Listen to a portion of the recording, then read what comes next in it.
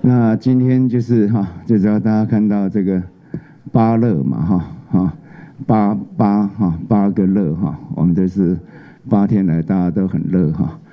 好，各位媒体女士先生们，大家好，大家午安。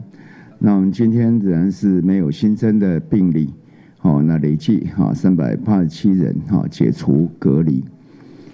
那这没有什么新闻可以讲了那今天就是就只要大家看到这个8乐嘛8个乐我们这是8天来大家都很乐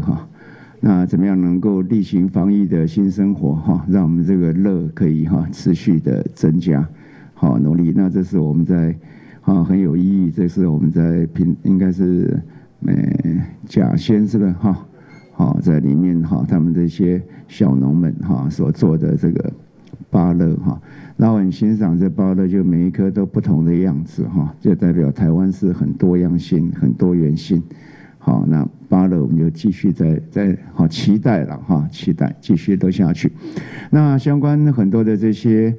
开放的一些措施陆陆续续也都在检讨中那反正我们这是在日常的生活，除了这个谨守我们的防疫新生活之外，其余的在境内尽量都朝着可控的情况下尽量来开放那以这样的原则在进行。大家都挺身而出了，做自己应该做的事情。热情掌声，谢谢我们最辛苦、最无私付出，就像母亲一样伟大的医护人员们，谢谢您们。我们跟国外来做一个比较到昨天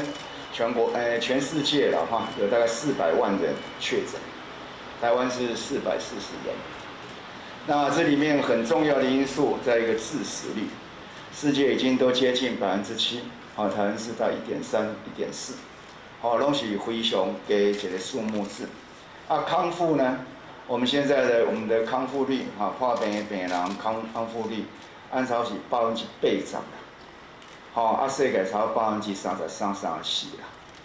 啦，所以看得到这样的一个差异，但这种有一个因果的关系。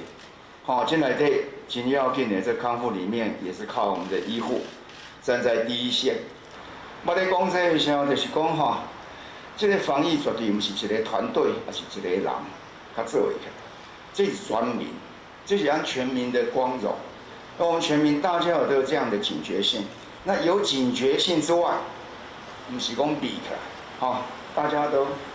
挺身而出了，做自己应该做的代志。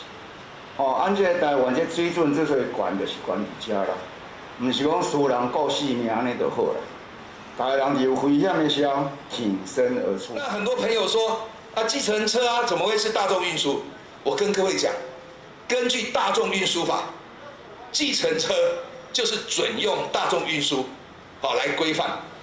这个是虽然只在可能3、4个人以下，但它确实是我们往往是第一里路，也是最后的纾困措施，有将近一个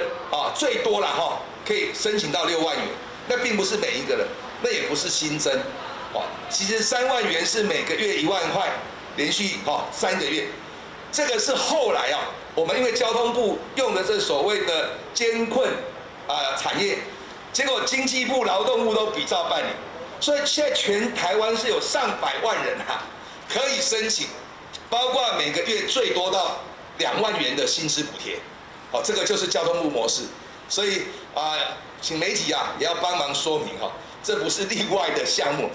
但是还有很重要，我们的培训课程，如果你上满120个小时，每个小时158元，这样最高可以领到18960元，这是要上课的，要花时间的。而且呢，就是说让你可以提升你的竞争力。比如说很多的计程车朋友要数位转型，他要做一些观光服务，那利用这个时间提升他的竞争力。那最后一项除了这个薪资补贴，培训的这个课程，就是我们每个月2000元的游资的一个补贴，那最多到6个月所以总共是1万2。那很多人说，为什么要补它？因为确实啊，因为搭乘的人少，空车率高，会耗油。它一天赚的可能抵不上在路上绕的所花的油钱。而这个在 SARS 的时候，我们当时的特别预算就有这个项目，所以是比照办理。